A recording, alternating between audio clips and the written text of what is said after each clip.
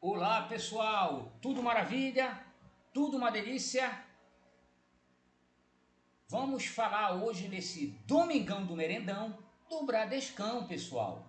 Bom, hoje o nosso estudo vai começar na famosa polêmica do longo prazo, né? Tem uns que não acreditam em longo prazo, tem outros que gostam do longo prazo, né? E nisso eu tenho muito a agradecer à filosofia Barsi, né? Porque eu penso sim em longo prazo, né? E eu tenho 50 anos de idade, então até os 65 anos eu quero ser multimilionário e eu tenho certeza que essa meta eu irei conseguir, porque eu invisto em ações, opções e renda fixa. Simplesmente por esse fato e também porque eu desenvolvo meus próprios estudos, né? Ainda que seja de uma forma subjetiva, né? Dentro da estatística subjetiva, baseado na experiência, na minha intuição, eu também uso a estatística objetiva, sendo que na maior proporção a subjetiva, tá, pessoal? Que é um estudo que não tem nos livros, tá? Inclusive o meu operacional, né? O Canguru Merenda é uma estratégia que não tem livro nenhum, que eu aplico há 5 anos e o que fez o meu desempenho crescer de forma exponencial. Fora que foi tudo fazendo venda coberta e venda de put, né? E eu sempre conto para os meus alunos, né, como eu cheguei nessa trajetória.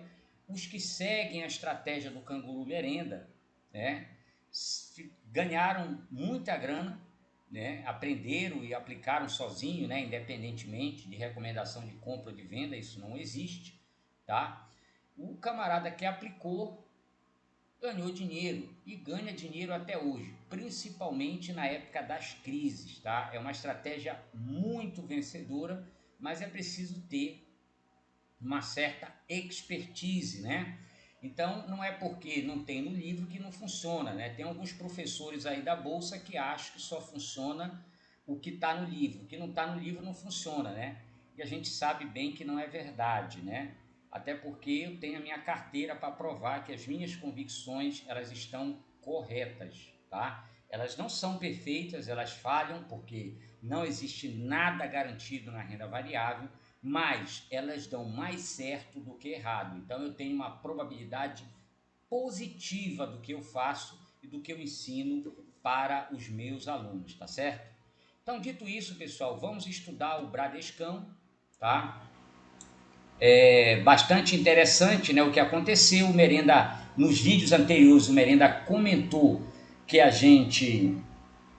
que o Bradesco estava barato, e aí o Bradesco, o Merenda estava lá apostando no grupo de venda coberta, nos grupos do Bradesco e tal, comprando lá no 12,20, no 12,50, no 12,70, 12, mas Merenda vai cair para 11, Merenda vai para 10. Cara, pode ir, não tem problema, o mercado faz o que ele quer, mas se ele não for e virar para cima, eu vou estar dentro do barco. Entende? Hoje, o preço do Bradesco é 15,66. Então, quem quiser entrar nesse barco vai ter que chorar com 15,66. O Merenda estava comprando essa queda todinha aqui de 2024. Ó. Toda essa queda que o Merenda comprando. Ah, Merenda, mas aí a tendência é de baixa. Uma coisa é tendência, tá? Uma coisa é você pensar a longo prazo. Se eu acredito na empresa, né, conselho do senhor Luiz Barsi, né, que empresa que lucrativa tem que se comprar quando ela está barata, principalmente abaixo do seu valor patrimonial. E foi o que aconteceu com o Bradesco. Então, segui a regra do senhor Luiz Barsi e sempre deu certo, tá certo? Então, para isso, pessoal, a gente pode verificar que o Bradesco teve uma valorização nos últimos 12 meses de 13,51. Vale salientar que, se eu trazer isso para o curto prazo, foi muito maior que isso, né? Praticamente ultrapassou 20% essa valorização. Seu PL ficou elevado exatamente por causa do valor das ações que foi aumentado, né? Foi para cima. E aí, como você tem um lucro já fixo, né? Então, quanto mais o PL aumentar, ou seja, quanto mais o preço aumentar, maior será o PL da empresa. Então, para compensar o tamanho do PL, final, né, o resultado de 12,75, eu tenho que aumentar os lucros. PVP 1,01. Quem não lembra nos vídeos do Merenda o PVP abaixo, hein? Que saudade, né? Que saudade. Aí fica aí todo mundo com cara de palhaço triste. Poxa, tava 12 e pouco, agora já tá caro. E essa coisa de tá caro e tá barato, a gente tem que mudar essa visão, tá? Disso aí, principalmente para quem opera swing trade, né? Então essa visão é equivocada de achar que o ativo já está caro. Então para o cara que é trader, que opera swing trade, o Bradesco pode dar ainda oportunidades, tá certo? O swingueiro sabe do que eu estou falando. Então por isso que eu não condeno estratégia de ninguém, tá? Eu não condeno estratégia de ninguém, mas a minha evolução como operador de opções de 2020 para 2024, ela foi exponencial em função de operações simples, com venda de call e com venda de put. E eu tenho as minhas estratégias dentro do dinheiro, na linha do dinheiro e fora do dinheiro. Então eu trabalhei essas estratégias do Canguru Merenda, tanto para call como para put. Beleza? Então agora, pessoal, vamos analisar, vamos estudar aqui, ó. Olha que coisa interessante. É isso aqui que eu quero trazer para vocês no vídeo 1, né? Tem 6 minutos de vídeo. Eu não quero me estender por muito tempo. Então aqui, para quem não conhece, pessoal, esse quadro comparativo aqui, tá? Eu vou até ativar a ferramenta aqui para mim trabalhar. É um quadro comparativo muito interessante que vai te mostrar exatamente a comparação dos índices, a polêmica comparação dos índices, né? Normalmente os estudiosos, né, os especialistas, eles gostam de comparar o IBOV com o CDI. Então vocês podem ver que nessa curva do CDI, o CDI, ele, vou pegar um prazo maior, tá? De 10 anos, tá? O CDI é uma curva de tendência de alta, tá? Ele desalargou aqui, tá? Ele caiu um pouco aqui, certo? E aí, o que foi que aconteceu no final? Quando chegamos em 11 de 21, começou a ter um salto maior, né, na curva do CDI, ó. Começou aí numa tendência para cima, né, com mais flexão, né? Quando a gente olha o IPCA, tá? Ele fica abaixo aqui nessa região. Depois ele cresce numa velocidade maior, né? Depois ele estabiliza aqui e começou a voltar de novo a subir levemente, né? Então, atualmente, se a gente comparar os últimos 10 anos, nós vemos que o CDI rendeu 141,04, o IPCA rendeu 76,01 e o IBOV rendeu 127, né? Então, e o Bradesco somente 65,52, já incluindo essa alta que teve recentemente. Ora, pessoal, então, pela estatística objetiva, né, a gente sabe que tudo tende a voltar para a média, né? Uma tendência de voltar para a média, né? Então, está entre a objetiva e a subjetiva isso aí. A gente pode perceber que, Merenda, mas a taxa de juros de 2017 para cá não foi caindo? Sim, aqui ó, 2017 a taxa estava alta do CDB, que equivale a Selic. Quando chegamos em 2020, ela colocou um freio de mão, ela subiu pouco, porque isso é um efeito cumulativo, composto, né? Então mesmo que a taxa de juros, ainda que caia de 14,25 para 2%, que foi o que aconteceu, você tem uma composição na taxa, no histórico dele, né? no valor da cota do CDI. Então, mesmo rendendo pouco, ele continua subindo, só que ele sobe de forma mais lenta, né? Então, no acumulado, quando ele sobe menos, o teu dinheiro está desvalorizando, tá? Ele está ganhando uma correção que não é muito corretinha de se dizer, entendeu? E aí, o que acontece? Passou o tempo, quando chegou em outubro de 21, ele ganha uma velocidade, né? Foi quando a nossa Selic começou a trabalhar, né, numa taxa já se aproximando de 13, e quando ela firmou no 13,75, ela passou muito tempo, então ela conseguiu puxar a média, tá, da composição para cima, beleza? Mas aí, pessoal, não é isso que eu quero, é só para vocês entenderem por que ela não cai, mesmo com a taxa de juros caindo, né? Porque o valor é positivo. Ela poderia se inverter para baixo se a gente tivesse taxa negativa, coisa que a probabilidade é 0,000000001, tá? Só o Japão conseguiu fazer essa proeza, Estados Unidos, né? Então, veja bem, a linha do Bradescão está aqui no vermelho. Então, quando você observa de outubro de 2014, o Bradescão se alarga para baixo. E aqui que eu quero mostrar com a ferramenta, tá, pessoal? Olha que coisa interessante. Vou pegar o ciclo, olha aqui. Fundo. Ah, mas ninguém sabia que era fundo. Verdade, tá?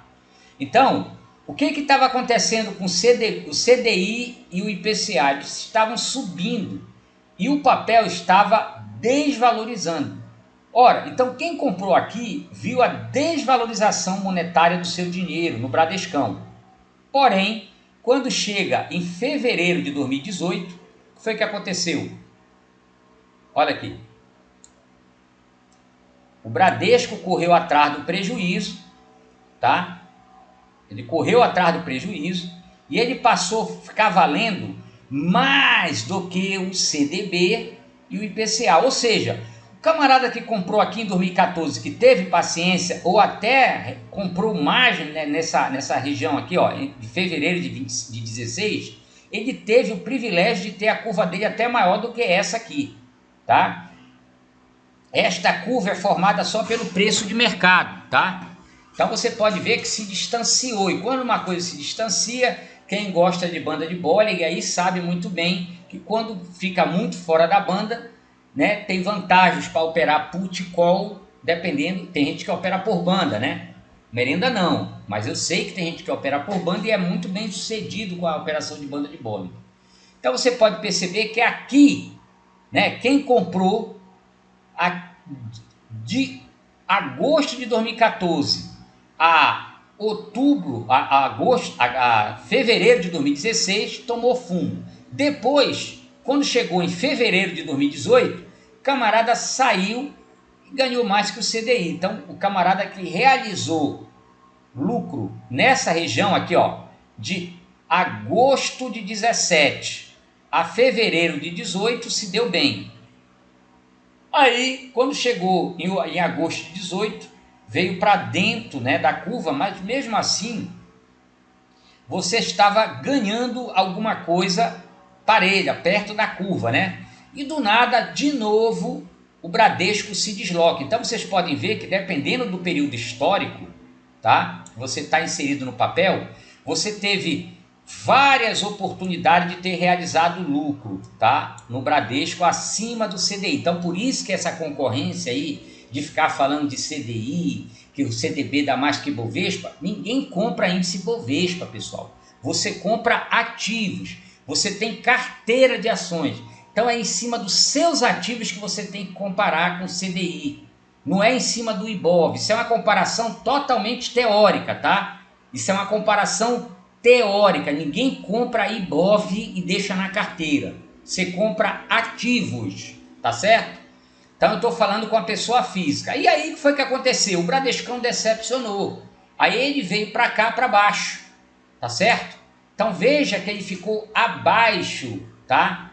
Ele ficou abaixo do CDI. Então aqui, pessoal, eu já realizei meus lucros acima do CDI. Então, já que ele veio para baixo do CDI, será que não seria uma oportunidade de compra?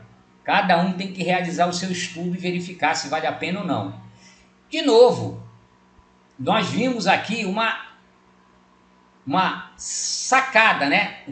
O banco saltou novamente acima do CDI, tá? E do IPCA, que está aqui embaixo. Então, ele veio para cá.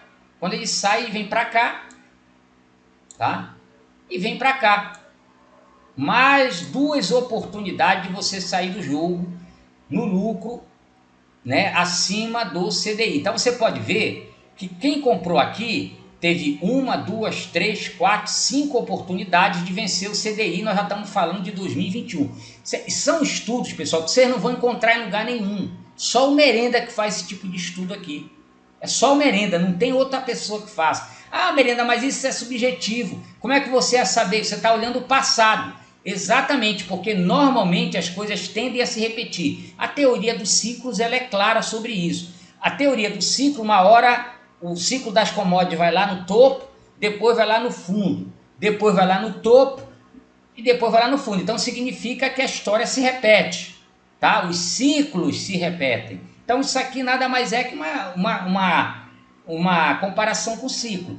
E a gente pode ver que o CDI está indo numa reta. Só que a vantagem da renda variável, que como ela trabalha assim, ó, ela trabalha assim, pessoal, ó. Deixa eu ver se eu pego uma retazinha aqui, ó. Um lapisinho aqui, vamos ver se eu consigo. Espera aí. Ela faz isso aqui, ó. Ó, tá? Ela fica fazendo, a renda variável fica fazendo isso aqui. Tá certo? E atualmente, o que é que está acontecendo? O Bradesco, de 2022 para cá, ficou abaixo. Então, olha aqui o que eu vou marcar para vocês, ó. Então, aqui, na minha humilde opinião, se eu comparar com o CDI, ficou muito abaixo do CDI. Então, o preço ficou interessante. Aqui, o preço estava interessante. Aqui, o preço estava interessante. Olha onde é que está a curva do CDI, olha onde é que está a curva do Ibov. Só que tudo tende a voltar para a média, né? Então, em algum momento, pode demorar 1 ano, 2 anos, ou até menos, né? O Bradescão pode vir para essa média aqui, tá, pessoal? Só que não aqui, né? A gente vai estar falando mais ou menos para cá, ó.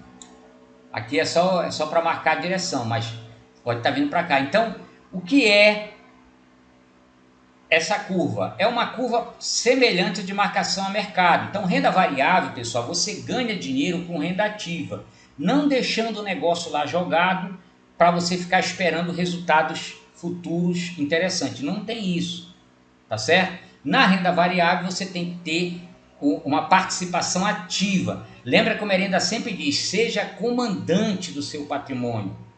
Você é o dono, você que está com um timão na mão. Você é o comandante, então você tem que fazer um estudo de ciclo dos ativos que você tem em carteira.